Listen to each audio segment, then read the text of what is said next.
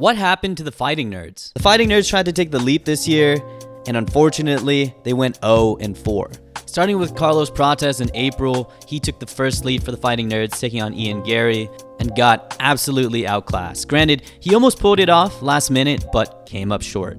Then, two Fighting Nerds recently, in Borralho and Mauricio Ruffy, went to Paris and took on Frenchmen Nasruddin Imavov and Benoit Saint-Denis, respectively, with Caio getting outclassed and Ruffy getting dominated and eventually submitted. And finally, just recently in a crazy fight, Silva took on Diego Lopez, and after recovering from a horrible first round, he was gaining a lot of momentum in the second, only to fall for the spinning elbow at the end of the round. The Fighting Nerds, in their attempt to climb the rankings this year, all failed. And if we're going to keep it absolutely honest, they failed pretty bad this year from either getting dominated or finished. So what happened? How did the team that at one point was 18-0 with 11 finishes, were getting highlight knockouts, were supposed to be the smartest, most high-tech team in the UFC with so much aura, fail over and over and over and over again this year? Alright, firstly, we have to go back to peak Fighting Nerds mania. In the beginning of this year, around March, Fighting Nerds hype was through the roof as Ruffy delivered this picture-perfect wheel kick on Bobby Green, and then a month later, Silva beat the shit out of and eventually submitted Bryce Mitchell.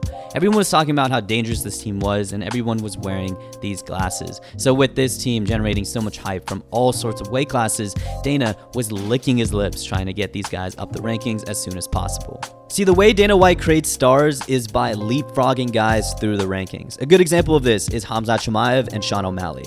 He saw the hype when these guys were ranked 11, so he immediately leapfrogged them to ranked 3 or ranked 1 contenders. That actually worked, and they eventually became champions and definitely big stars for the promotion.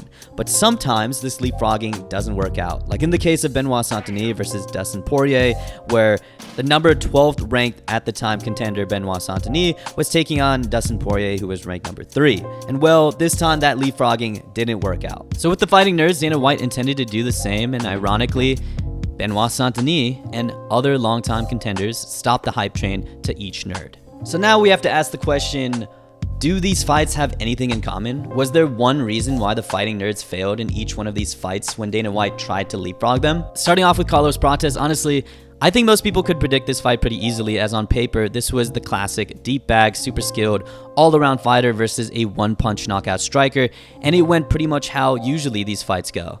Again, Garry gets a lot of hate, but you can't argue how both skilled and smart he is. He nullified Carlos Prates' power side with constant kicks to that side, he managed distance well, and he even put on the pressure to catch Carlos off guard. And sure, he got caught once at the very end of this fight, but he kept moving, stayed composed, and besides that moment, pretty easily outclassed Carlos Prates.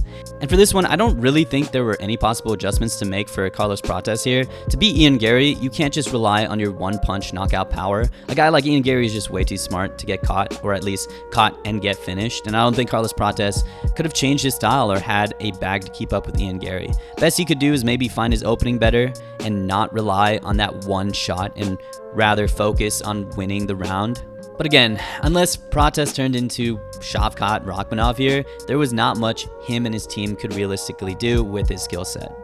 Next was Caio and Ruffy in Paris. For these two, this should have been a good example of bounce back for the Fighting Nerds. It was close, but both guys were favored to win, and I think a lot of the community thought that Ruffy was going to knock out BSD. Honestly, myself included, but man, does that guy need to go to Dagestan for 2 or 3 years. He showed very little resistance to any of Benoit Saint-Denis' wrestling, and I was surprised that it looked like the Fighting Nerds didn't really game plan for that. I know hindsight is 2020, but there was no way Benoit Saint-Denis was going to stand and bang with one of the most creative strikers in lightweight and probably the most creative striker in the UFC period.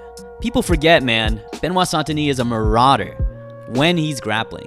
He was taking Dustin down easily, and even though it wasn't the greatest win, in his last win, it looked like he was going back to the basics by shooting early and dominating Kyle Prepelec in the first on the ground and eventually got it in the second.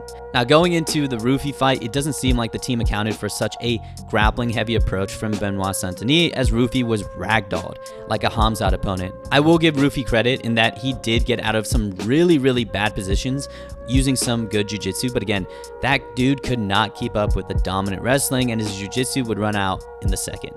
Then we get to Kaio in the main event, and this was another one where I was kind of confused with the game plan coming out of the Fighting Nerds here. I really thought that with the grappling advantage Kaio has, we were going to see way more wrestling out of him, considering that that was definitely the big advantage he had over Imavov, but we really didn't. Kaio only shot 5 takedowns, and a lot of them were horribly set up. Like, look at the first takedown attempt. Absolutely no setup, completely dry, and Imavov stuffs that immediately. And basically all of the shots afterwards were pretty much the same, not set up. Again, I'm no UFC coach, and hindsight is obviously 2020, but what the hell were they thinking here?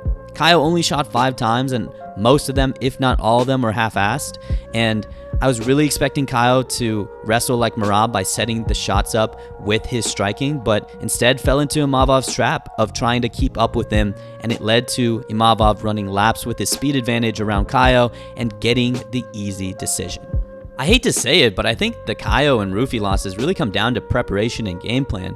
Ruffy really should have improved his takedown defense and wrestling in general, and really they should have expected that Benoit Saint-Denis was going to come out with the wrestling. And then on the flip side, Kaio should have been the one shooting and wrestling against Imavov instead of continually fighting a losing battle in the striking department. And then finally, we get to the most recent fighting nerd to lose, Jean Silva. Jean honestly had it in the bag. Sure, he got dominated in the first round, but he survived, and momentum really started to shift in the second when he was constantly landing bombs from all different angles. Punches, kicks, elbows, it looked like it was only a matter of time Diego's titanium chin was going to finally crack, and I didn't think Diego could take much more of those strikes. But as soon as Jean Silva started seeing those potential cracks, he got way too overzealous, which led to a beautiful spinning elbow as Jean was chasing. And just like that, it was over. Diego Lopez put the final nail in the coffin for the Fighting Nerds' dreams to climb up the rankings this year. So what the hell happened to the Fighting Nerds? I think all the Fighting Nerds just took the leap way too quickly without that needed experience and thought that pure talent alone could take them to that next level. Again, nothing you can really do in the Ian Garry fight, but come on.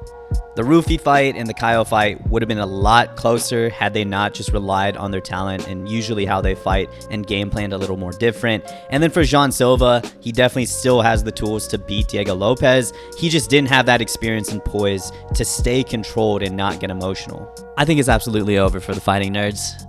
Nah, I'm just playing. I mean, for the most part, losses to Ian Garry, Imavov, and Diego Lopez are respectable losses, and they're all going to learn from here. Carlos Prates already bounced back with an insane spinning elbow over Jeff Neal, so what would be good fights for the others to bounce back similarly? Starting with Ruffy, I think he should go back to fighting unranked fighters for the meantime, and the guy I want him to fight is Alexander Hernandez.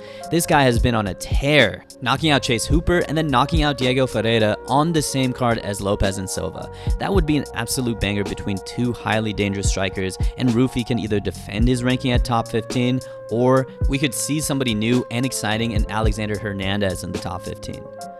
As for Kaio, there's a lot he could do here.